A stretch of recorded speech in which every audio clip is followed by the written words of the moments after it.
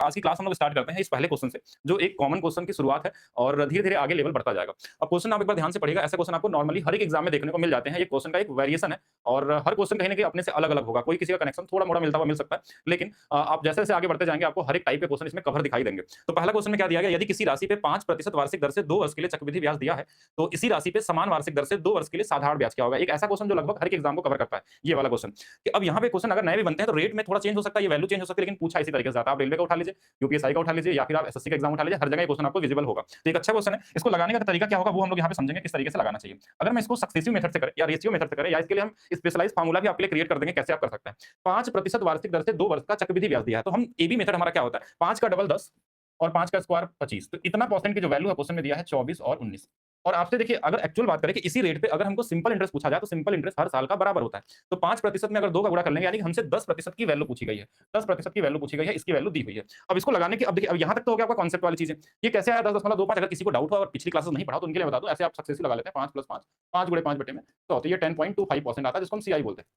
Successive वाले method से। तो यहाँ पे हमारे पास इसकी वैल्यू दिया है तो इससे एक आइडिया आपको लगेगा एग्जाम में जैसे कई सारी तरीके से आपको सोचना पड़ता है कि इसकी वैल्यू दिया है और इसकी वैल्यू निकालनी है तो इससे थोड़ी छोटी होगी कि थोड़ा ज्यादा इससे कम होगा। यानी इससे बड़ा आंसर जो होगा वो तो आंसर नहीं हो सकता। इससे बड़ा आंसर नहीं हो सकता यानी कि इससे छोटा ये भी है, ये भी है और ये भी है। कोई ना कोई 3 में से होंगे लेकिन ऐसा हम इसलिए बता रहे हैं सोचने का तरीका नजरिया बदलने के लिए कभी-कभी ऑप्शन में एक ही ऑप्शन दिया रहता है। तो वहाँ पे आपका कैलकुलेशन बच जाता है। अब बात आती है इसको कैलकुलेशन कैसे करें। तो आपके पास कई सारे तरीके हैं। या तो आप सीधा यूनिटरी मेथड से इसको आप भाग देके देख लीजिए या इससे सीधा काट के देख लीजिए और काटने में कहीं न कहीं 0.25 है तो दिक्कत आने वाली है। तो हम इसको चाहे तो 1/4 भी लिख सकते हैं। 10 10 में 1/4 यानी कि हम अगर किसी को ऐसा लिखना हो तो इसको परसेंटेज को अगर भूल जाए तो इसको हम ऐसा लिख सकते हैं 10 सही 1/4 इतना परसेंट भी है तो 10 × 4 40 41 बटा में 4 है। यानी हम इस पूरे इक्वेशन को चाहे सॉल्यूशन के लिए तो हम ऐसा कर सकते थे कि यहाँ पे हम इसको लिख दें कि ये हमारे पास 41/4 प्रतिशत है। इसकी वैल्यू क्वेश्चन में दिया हुआ है 2419। हमको निकालना है 100% सॉरी 10% निकालना है। हमको कितना निकालना है 10% ही निकालना है। अब देखिए 41 ये कट जाएगा। कैसे कटेगा आप काट के देख लीजिए। 41 से देखिए लास्ट में अगर हमारे पास 1 है और यहाँ 9 है तो अंतिम वाला डिजिट 9 ही आने वाला है। ठीक है, अब 9 आने वाला ही 4 से कितने बार जा सकता है वो आपको देखना। शुरू वाला भाग हमारा देखा जाए 6 बार जा सकता है या तो 5 बार जा सकता है। तो एप्रोक्स हमारे हिसाब से ये 59 टाइम्स में कटने वाला है। क्योंकि लास्ट वाला हमको पता है या तो ये हमारे पास 59 गुना होना चाहिए या तो फिर 69 गुना होना चाहिए, यही दोनों आने। तो भी चेक कर लेंगे 9 एकम 9 और 9 चौके 36 और 5 41 हो जाएगा। 5 चौके 20 4 24 तो 59 गुना पे है। तो हम इस 10 में भी क्या करेंगे सिर्फ हमको 59 से गुणा कर लेना है। ठीक है, और नीचे में देखिए 4 है ना इधर चला जाएगा। तो ये हमारे पास क्या आ जाएगा?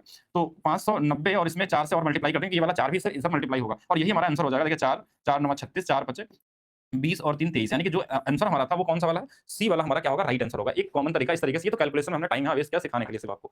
अच्छा दूसरा चीज़ कि अगर किसी को लगता है कैलकुलेशन और स्ट्रांग करना चाहे और देखिए सबकी देखने की अपनी-अपनी क्षमता होती है। अगर हमको दिखा कि 10.25% की वैल्यू हमारे पास दिया हुआ है 2419 और हम चाहे तो इसमें 4 से खुद गुणा कर लेंगे। 10 सौ के 40 41 हो जाएगा। 41% की वैल्यू भी 24 और 19 इसके गुणा में 4 है। आप सीधा काट लेते हैं ये 59 आ जाता। इसकी वैल्यू 10 से और गुणा करते हैं आंसर आ जाता है। ये भी कैलकुलेशन हो सकता है। जिसको नहीं आता वो पूरा भाग दे सकता है और 100 से गुणा कर सकता है तो भी आंसर हमारा आ जाएगा। अच्छा दूसरा तरीका हमारे पास इसका क्या हो सकता है? दूसरा तरीका ये होगा क्वेश्चन को सोचने का, नजरिया बदलने का। वो क्या हो सकता है कि अब हम इसको चाहें तो हम रेशियो से भी लगा सकते हैं। अब देखिए एक चीज़ और समझिएगा इसमें, रेशियो में क्या होता है हमारे पास, रेशियो से तो हमारे हिसाब से टाइम उतना ही लगने वाला है कि 20 से हम 21 करेंगे, फिर निकालेंगे 20 से 21 करेंगे और यहाँ से हमारे पास 400 की वैल्यू अगर देखा जाए तो ये 441 हो जाएगी। यहाँ से सीआई जो हमारे पास आएगा वो 41 आ जाएगा। इस 41 यूनिट की वैल्यू हमारे पास दिया है 2419 और जो सीआई होता है ना, एसआई जो होता है, इससे 1 कम होता है। बोलेंगे ये 1 कम क्यों कर दे रहे हैं आप? ये 1 कम क्यों कर रहे हैं? इसके पीछे का लॉजिक अगर आप पहली क्लास पढ़े होंगे तो उसमें आपको ये बताया गया था क्यों 1 कम करते हैं। अगर हमारा रेट देखिए इतना भी नहीं करेंगे, हम थोड़ा और छोटा बताते हैं आपको।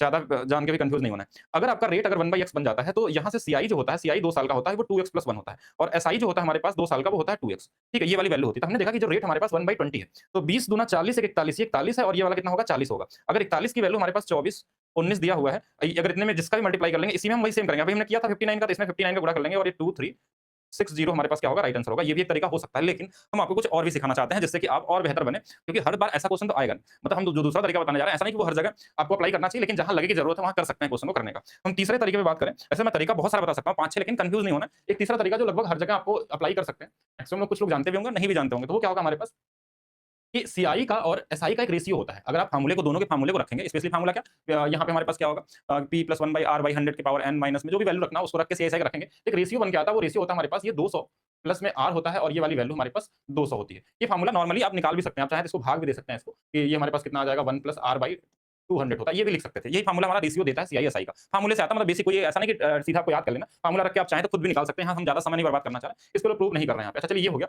अब इसमें क्या होगा कि अगर आपको सीआई दिया हो या एसआई कुछ भी तो दिया हो क्वेश्चन में, तो हमको ये दिया था 2419 दिया था। एसआई हमसे पूछा गया था और इसकी वैल्यू हमारे पास 200 और आर की वैल्यू 5 थी, तो हम 205 लिख देंगे और ये 200। बहुत ज़्यादा अंतर तो नहीं आएगा दोनों में, लेकिन आंसर निकाल सकते हैं। इसको 4 से काट लेंगे तो ये हमारे पास 40 आ जाएगा, इसको 4 से काटेंगे 41 आएगा। अब 41 की वैल्यू ये दिया है 59 गुना पे, तो इसकी वैल्यू भी आप 59 गुना पे निकाल सकते हैं और ये भी आपका बड़ा अच्छा काम करेगा। लगभग कितना आया था 2360 आया था ना, तो इससे भी आप क्वेश्चन को निकाल सकते हैं। बोलेंगे ये फार्मूले का क्या ही ज़रूरत जब बेसिक वाले से हमारा बन ही जा रहा है तो। तो अगर बेसिक वाले से बन जा रहा है तो इसकी ज़रूरत नहीं, लेकिन कई जगहों पे ये क्वेश्चन को और आसान बना देगा। ठीक है? चलते हैं नेक्स्ट क्वेश्चन, वहाँ से चीज़ें और समझ में आएँगी।